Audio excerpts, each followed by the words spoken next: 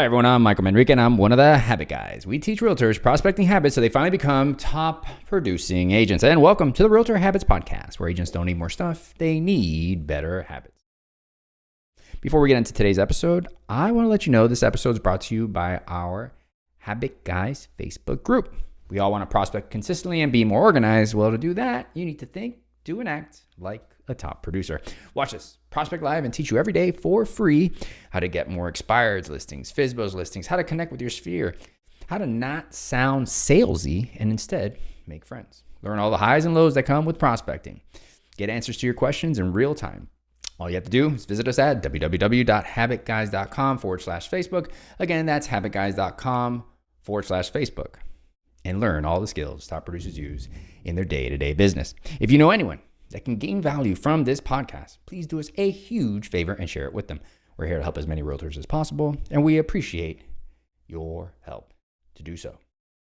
All right, let's get into today's episode. Today's episode is called What You Must Feel at the End of Every Prospecting Call.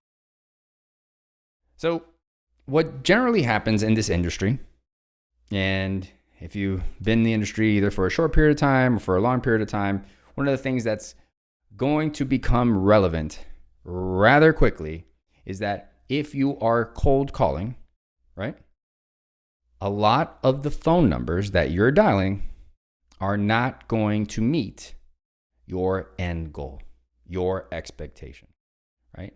What does that mean? More specifically, you're going to have a lot of numbers going to voicemail. You're going to have a lot of numbers not being picked up at all. You're going to have conversations that don't lead to anywhere, right? Depending on the prospecting source, the original source might not have any intent whatsoever that we know of to buy or sell. And if you're focused on one of those strategies like for rent by owners or geo leads, it is even more important to understand what you must feel at the end of a prospecting call and make sure that you're focusing on that feeling intentionally, right? Otherwise, when our expectation is not met, we feel disappointed. And very, very few human beings, very, very few real estate agents can continue to thrive, to prospect, to, let's be real, make money if they don't feel good about what they're doing, if they're not actually connecting with people. Now, some of these strategies obviously require, like calling geo leads or FSBOs, require more volume, higher volumes of calls, right? To allow you to connect with more people. But that's just baked into the strategy, right? So if you're making cold calls and maybe you're calling expireds and they're not answering the phone, right? Maybe you're calling FSBOs and they're not answering the phone, which is rare, I must admit. But at the end of the day, the question is, what are you feeling at the end of the call? Are you feeling disappointed? Are you feeling like your expectations not being met? Do you feel like you are thriving and on a trajectory to accomplish your goals? If you are not, understand what will happen.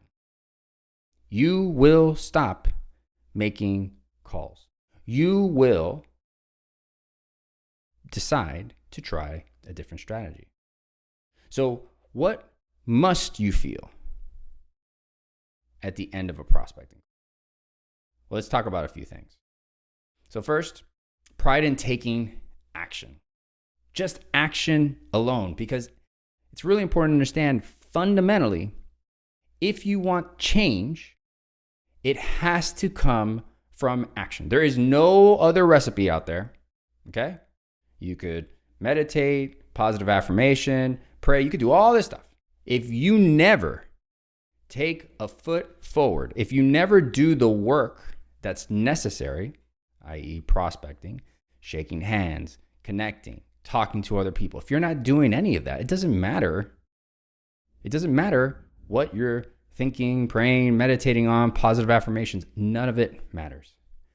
So ultimately, we have to have a sense of gratitude and take pride in acknowledging that you took action, that you made calls, which is a significant step towards building your business. Every call, regardless of the outcome, is a step in the right direction to ultimately, and this is really understand, fundamentally, what we're talking about here is changing your identity. You see, an identity we all learn, I would say almost all of us, right, is this what we like to call an employee identity. Okay, one of the fundamental pillars, principles that we learn as an employee is that a action leads to a result. Let me be more specific. So maybe you started working as a cashier. Maybe you started working as an administrator or some role where you were sending out emails, right? Maybe you were some sort of clerk, right, at a supermarket, right? What you know is that you have a role, and your role requires you to take the same amount of actions consistently, and it leads to a result. Let's say you're working the cashier. You push a button, the register opens up, and there's cash, right? You know if someone swipes a credit card in the machine, they will then pay for their food, right? So you have this understanding, right? And this becomes unconscious, that every action leads to a result. And then when you get into real estate, that is completely shattered. When you're an entrepreneur, all of a sudden, not every action leads to the result that you're after. And at your core, okay, it's really important to understand this. At the core, this is what is driving these feelings, these emotions that aren't aligned with getting you to move forward, with getting you to continue to do what's necessary for you to grow your business. So taking pride in just prospecting alone is something that you must feel at the end of a prospecting call. And actually, we teach in my book, The Habit House, I teach a process called the side-to-side method. You probably heard it in the Habit House or the Atomic Habits book. He calls it the paperclip method, I think, right? And the fundamental thing is you want to use your senses to move one object, right? In this case, a paperclip, from one container to another container. And this is the beginning process of building an association with a sense of progress, with a sense of motivation, with a sense of completion in simply just taking the action. And all of a sudden, unconsciously, you're going to start feeling better every time you prospect because you are actually moving this paperclip, this thumbnail. I have students that do a whole bunch of different ideas, thumbtacks, beans, rocks, marbles, you name it, they've done it. It's beautiful and it works. All right, the next thing is confidence in progress, okay? We want to understand that consistent prospecting leads to results over time. And each call, again, builds your skill, builds resiliency, and ultimately builds your pipeline, okay? So we talked about pride in taking action and then understanding the way, the path, right? The path forward is consistent prospecting. There is no way around it, okay? There's different methods, but at the end of the day, you need to have a relationship with someone, and ultimately that someone needs to have intent to buy or sell for that to lead to a transaction. But until then, you need to continue to nurture, continue to follow up, continue to find and locate individuals that align or can be served by you as a real estate professional. Third, positivity and energy. This is so important. Maintaining a positive attitude, even if a call doesn't go as planned, is so important. You want to keep a mindset focused on learning and improving. We like to call that a loaded mindset.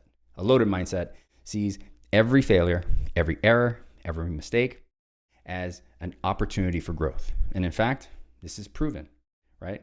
Once you become an adult, right, in the brain, in this sense, not legally at 18, But once your brain is fully formed, there is one way and one way only that your brain changes, that you learn.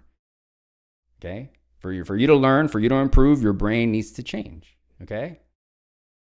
And the way that we do that is by failing. Otherwise, there's no reason for new synapses, right, to form. Synapses are bridges between neurons that fire at a certain time that help you take an action forward.